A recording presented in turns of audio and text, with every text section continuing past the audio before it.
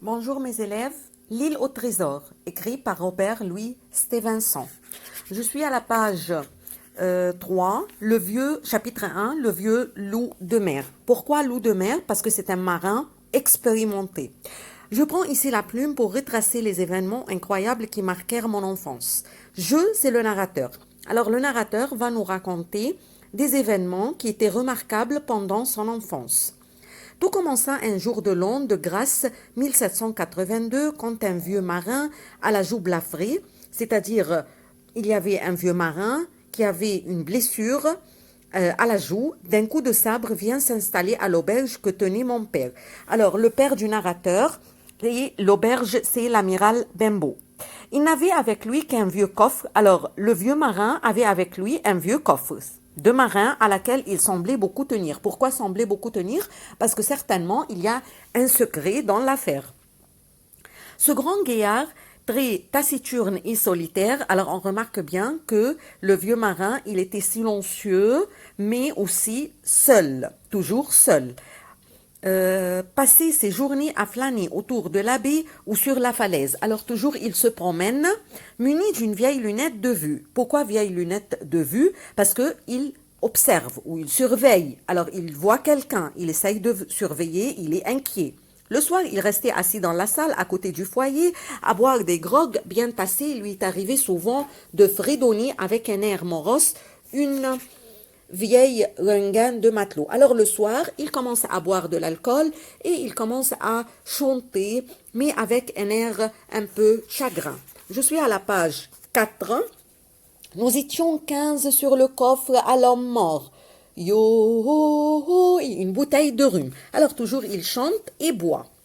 Il demandait plusieurs fois par jour qui était passé sur la route. Alors ça marque qu'il était toujours inquiet. Il veut voir qui était passé, qui est venu, qui est allé, alors ce qui se passe.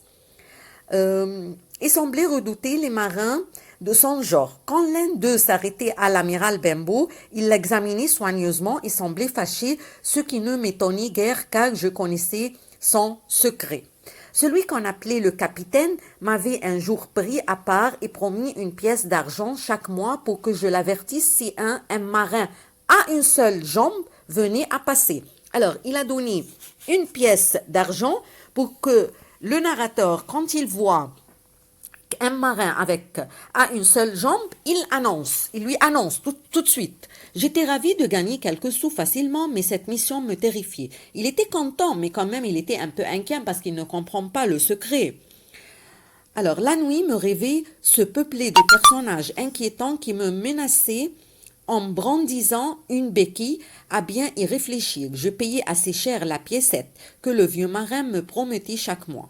Je continuais à guetter depuis ma fenêtre, alors il surveille toujours, le narrateur, ce qui se passe.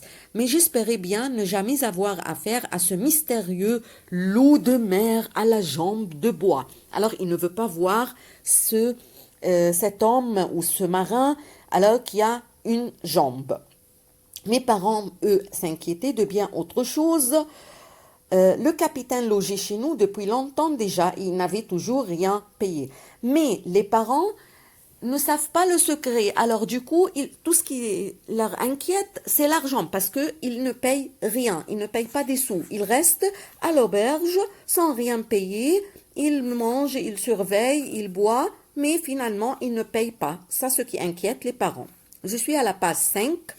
Les mois s'écoulaient, sa note s'allongeait et mon père n'osait pas réclamer son dû. Alors le père du narrateur n'ose pas vraiment demander la note ou l'addition ou l'argent.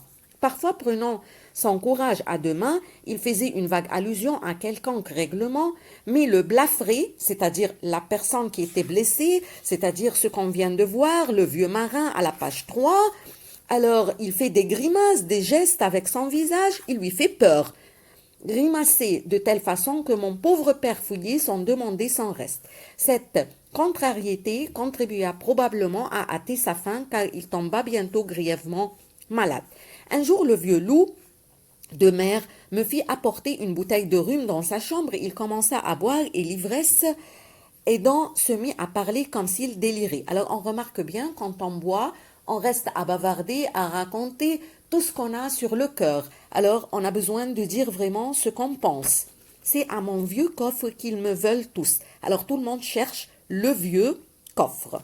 Dis-moi, petit, est-ce que tu sais monter à cheval? Oui?